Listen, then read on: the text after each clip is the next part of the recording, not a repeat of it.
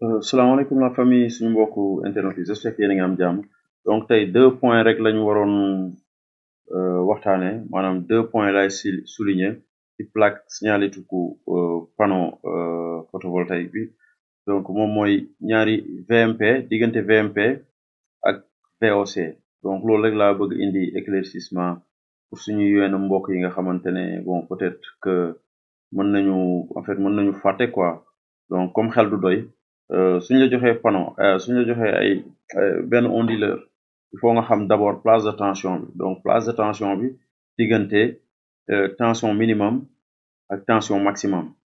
donc loolu boo ko xamee rek à chaque fois dina la muccal ci bañ a lakk sa plaque wala boog sa onduleur wala boog sa carte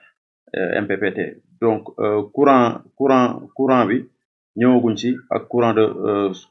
court-circuit bi maanaam short circuit current donc ñëwaguñ foofu donc pour l'instant vidéo bi dañ koy yemale fii dama koy yemale fii diggante VMP bi ak ce qu'on appelle VOC bi donc diggante VMP bi ak VOC bi donc ñaari pour l'instant ñaari lañu war a waxtaanee donc parce que voltage maximum bi nga xamante ne on va dire nominal bi nga xamante ne tension bi mën na nekk comme dañu ne en temps normal lii moom mooy tension panneau bi donc ci misaal léegi ñu ne la en temps maximum maanaam VOC bi mooy open circuit maanaam à un moment de la journée bii moom mooy nekk tension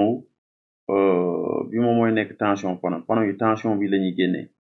moo tax à chaque fois yow bu fekkee da ngay additionner nga am sa champ photovoltaïque comme par exemple nga am 10 wala 20 panneaux yaa mën a xam peu importe yow loo am yow xam nga sa installation léegi est-ce que tension bi ci kaw nga war a calculer additionner mooy VMP bi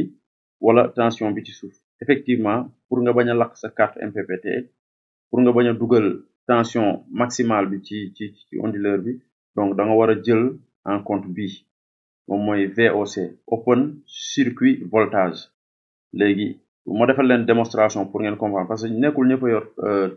MPPT maire bi testeur bi quoi donc il faut bu ñu joxee panneau li nga war a njëkk a bàyyi xel moom mooy voltage bi nii VMP bi moom ngay bàyyi xel parce que en temps normal boo testé panneau bi loolu ngay am panneau boo ko tegee ci jant bi rek d'habitude tension bi la lay génneel léegi bon bi puissance maximale bi la en watt boobu après dinañ ci ñëw mais vidéo bi pour lii laa koy concentré léegi ngeen war a def moytu bu baax open circuit voltage bi donc fii nii VOC open circuit voltage parce que à un moment de la journée comme li ñu wax day mën na jóge ci 54.7 voltage boobu ñëw ci 64 volts donc bu fekkoon yow da nga additionné da nga calculer woon lii kese place de tension bi bii yëpp panneau yëpp bu augmenté joxe tension bi yow mën nga lakk sa carte MPPT donc léegi la preuve ma woon leen benn vidéo ngeen xool donc gis ngeen ci vidéo bi ma tegee sama panneau di testé donc man à chaque fois damay jël VOC bi laay calculer man VOC bi parce que n'importe quel moment open circuit voltage bi da nga koy sóoraale quoi donc léegi su ma defee play donc vous voyez ci MPPT maire bi donc yaa ngi gis ne fii VMP bi nominal yaa ngi am 32 et quelques donc 0,6 fii maximum fii VOC bi open circuit voltage yaa ngi am 38.1 donc kon à chaque fois fii bii nga war a jël en compte boo koy calculer daal fexeel calculer bi parce que boo ko négliger rek mën nga indi ay jeexital ci onduleur donc à chaque fois moo tax plaque signalétique bi ku ci nekk ci en tant que technicien wala sax les jeunes ñi nga xamante ne sax duñu ay technicien war nañu mën a lire caractéristiques yi malheureusement lu ci ëpp nag anglais la donc ñu gën ci bàyyi xel ñu defaat damay dagg vidéo bi ñu defaat beneen vidéo ci yeneen point yi merci